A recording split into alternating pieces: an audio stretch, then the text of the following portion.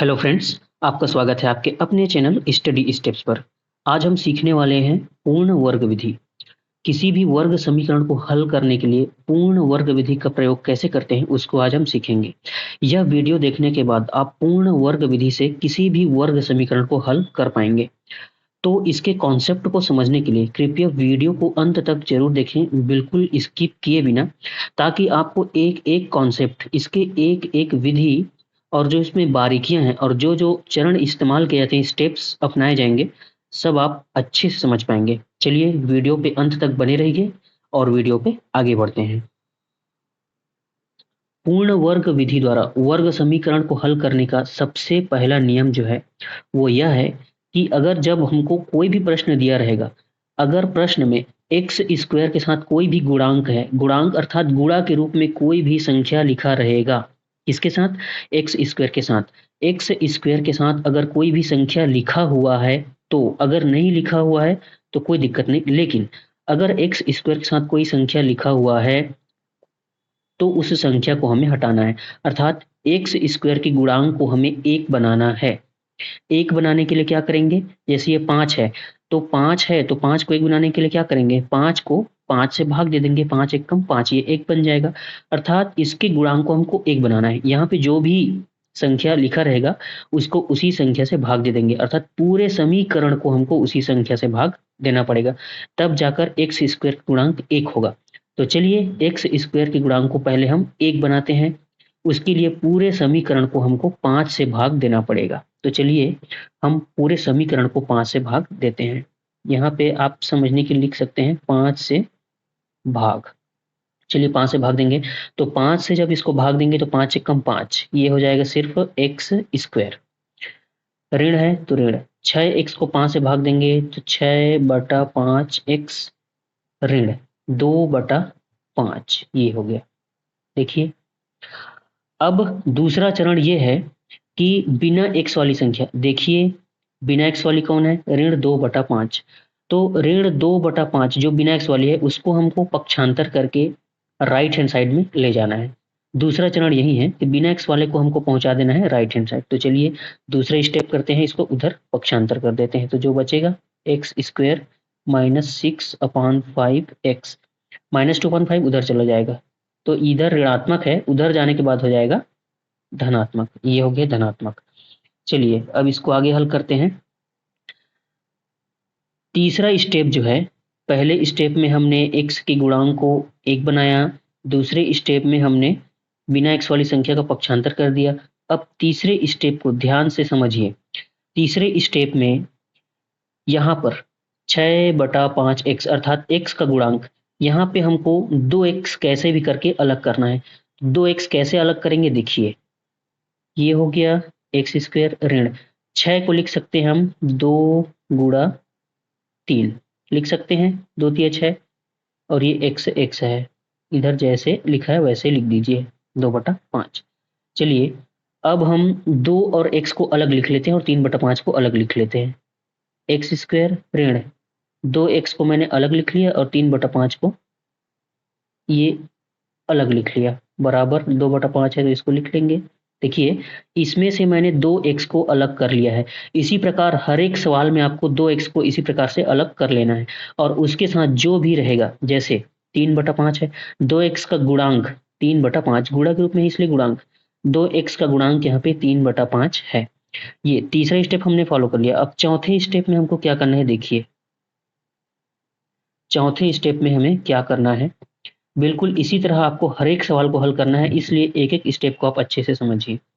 चौथे स्टेप में हमको 2x का जो भी गुणांक रहेगा, जो भी गुणांक, यहाँ पे 3/5 है, किसी प्रश्न में दूसरा हो सकता है, तो 2x के गुणांक को अर्थात 3/5 को वर्ग करके लेफ्ट हैंड साइड और राइट हैंड साइड दोनों पक्ष में जोड़ेंगे। कैसे जोड़ेंगे? देखिए वर्ग करके, तो ध्यान से देखिएगा, ये हो गया एक्स स्क्वायर -2x 3/5, ये तो लिख लिया हमने, ये पूरे प्रश्न को लिख लिया। अब जोड़ना है हमको 3/5 को वर्ग करके, जोड़ना है 3/5 को वर्ग करके। तो देखिए हमने वर्ग करके जोड़ दिया, बराबर है तो बराबर। अब इधर भी जोड़ेंगे, लेफ्ट लेफ्ट हैंड साइड में जोड़ दिए, अब राइट हैंड साइड की बारी है। 2/5 पहले से है, इसका वर्ग नहीं करना है, ध्यान रखेंगे।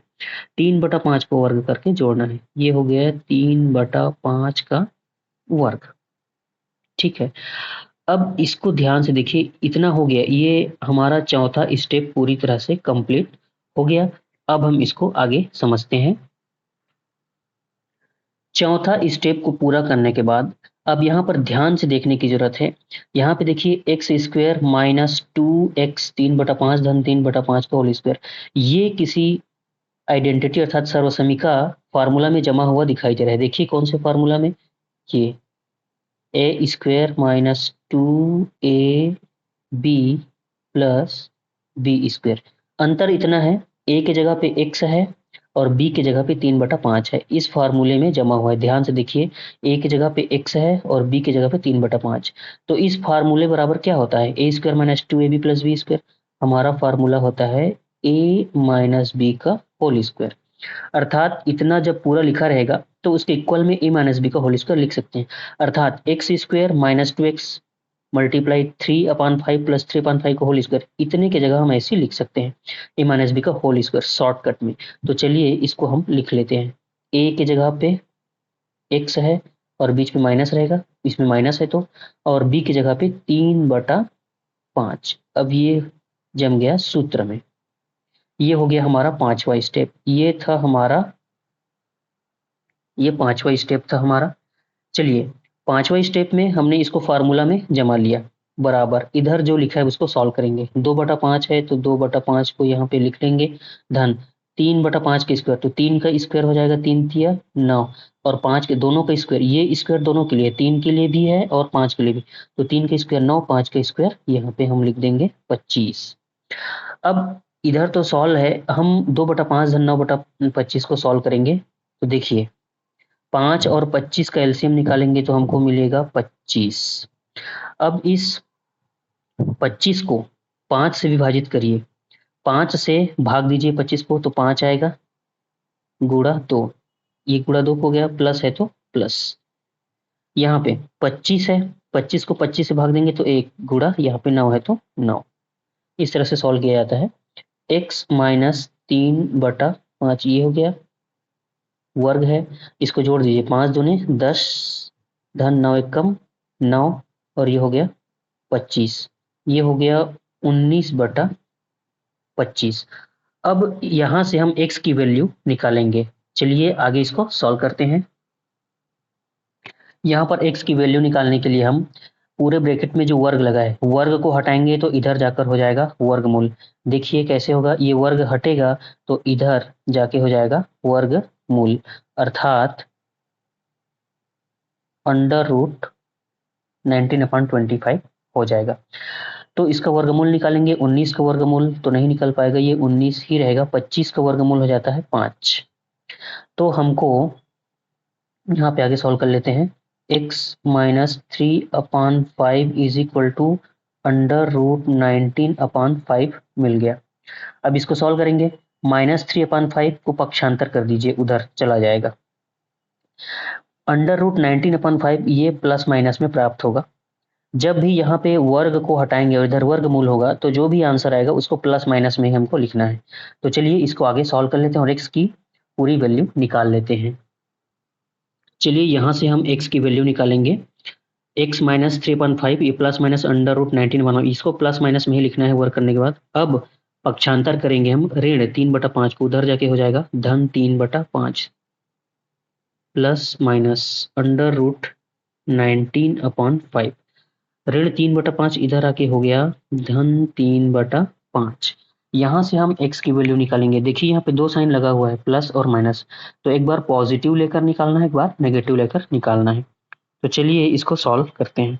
एक बार पॉजिटिव ले लेते हैं, पॉजिटिव लेंगे तो ये 19/5 ये प्लस में है, प्लस 3/5। अब इसको सॉल्व करेंगे, देखिए डिनोमिनेटर सेम है, डिनोमिनेटर अर्थात हर समान रहता है तो कोई दिक्कत नहीं होती है। 1/5 को लिखिए और 19 √19 प्लस 3 को यहाँ पे लिख लीजिए। ये हो गया एक आंसर। एक बार नेगेटिव ले लेते हैं, ये पॉजिटिव वाला है, एक बार नेगेटिव वाला ले लेते हैं। नेगेटिव लेंगे तो ये माइनस अंडर रूट 19 है अपॉन 5 प्लस 3 अपॉन 5। तो यहाँ पे क्या होगा, देखिए डिनोमिनेटर हर समान है, तो यहाँ पे लाइन खींचिए, 5 को लिखिए अंडर रूट 19 माइनस साइन के साथ लिखेंगे, चिन्ह के साथ, धन 3 है तो धन 3 लिख लीजिए। इस तरह से दो आंसर मिलेगा हमको। पहला मिलेगा धन अंडर मतलब प्लस अंडर रूट 19 प्लस 3/5 और दूसरे में नेगेटिव में माइनस अंडर रूट 19 प्लस 3/5। ये दोनों आंसर हमारे वर्ग समीकरण के मूल कहलाएंगे। इस तरह से इस पूरे स्टेप को फॉलो करते हुए हम किसी भी वर्ग समीकरण को पूर्ण वर्ग विधि से सॉल्व कर सकते हैं। चलिए एक बार रिवीजन कर लेते हैं कि हमने कौन कौन सा स्टेप अपनाया है। चलिए फ्रेंड्स, हम एक बार इसका रिवीजन कर लेते हैं कि पूर्ण वर्ग विधि को हल करने के लिए, इस सवाल को हल करने के लिए हमने किन किन स्टेप्स को फॉलो किया।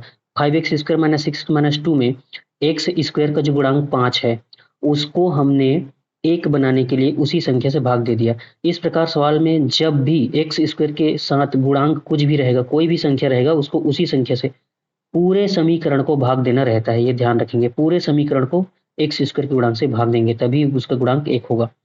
उसके बाद क्या किया हमने, बिना एक्स वाली संख्या को दूसरे स्टेप में बिना एक्स वाली संख्या को पक्षांतर कर दिया। तीसरे स्टेप में हमने क्या किया, तीसरे स्टेप में हमने एक्स, यहाँ पे जो एक्स वाला रहता है संख्या, तो एक्स वाले के साथ 2x को हम अलग कर लेते हैं। किसी भी प्रश्न में यहाँ पे जो 2x रहेगा उसको अलग कर लेना है, कोई भी सवाल रहे 2x को हमेशा आप यहाँ पे तीसरे स्टेप पे अलग कर लीजिए।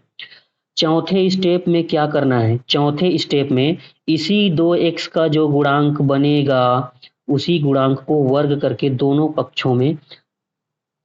पक्षों में उसी वर्ग के 2x के जो गुणांक रहेगा उसके साथ गुणा के रूप में रहेगा, उसी संख्या को ध्यान से देखिए वर्ग करके इस बाएं पक्ष में और दाएं पक्ष दोनों में जोड़ देना है। देखिए मैं बाएं पक्ष में जोड़ा हूं और दाएं में भी जोड़ा हूं। इस तरह से जब इसको आप जोड़ेंगे तो ये एक फार्मूला में सेट हो जाता है, या तो प्लस प्लस वाले में सेट होगा, यहाँ पे माइनस है तो माइनस वाले फार्मूला में सेट हो गया, a माइनस बी का होल स्क्वायर। ये फार्मूला में सेट हो जाता है। उसके बाद इसको हल करना एकदम ईजी हो जाता है। इसको वर्ग करके सॉल्व करेंगे और जब ये वर्ग को हटाएंगे तो इधर वर्गमूल होता है, और जब ये वर्गमूल होगा तो इसको प्लस माइनस के रूप में लिखना है और इसको सॉल्व करके एक बार पॉजिटिव लेकर और एक बार पॉजिटिव और एक बार नेगेटिव लेकर इसको हल कर लेना है और x के 2 वैल्यू हमको प्राप्त हो जाएगी।